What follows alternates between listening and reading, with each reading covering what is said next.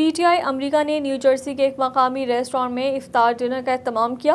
افطار پارٹی میں P T I کارکنان سمیت کمیونٹی کی کاروباری سماجی شخصیات نے شرکت کی۔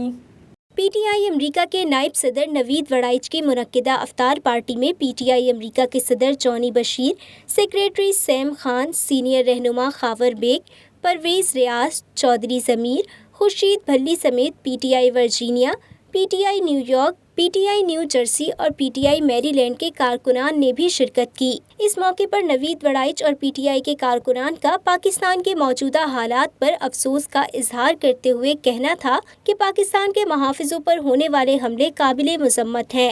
حملے اور ان پہ تشدد کرنے والوں کی مذمت کرتا ہوں۔ ہم نے ساری زندگی پہلے یہ کبھی نہ دیکھا تھا کہ اپنے ملک کے اپنے ہی محافظ اپنے بھائیوں کے ہاتھوں اس طرح ہلاک ہوں۔ افطار پارٹی میں تصور الحسن گیلانی نے بھی شرکت کی۔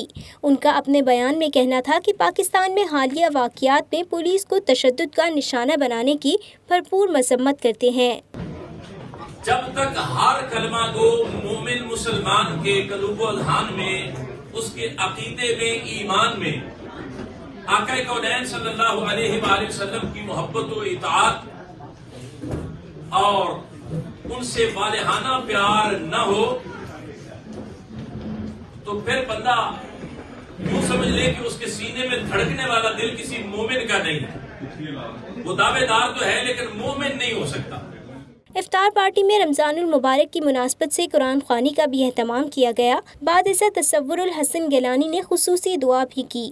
گھڑیوں کو ہمارے لیے نجات و خروجی کا سبب اور بخشش کا بہانہ بنا۔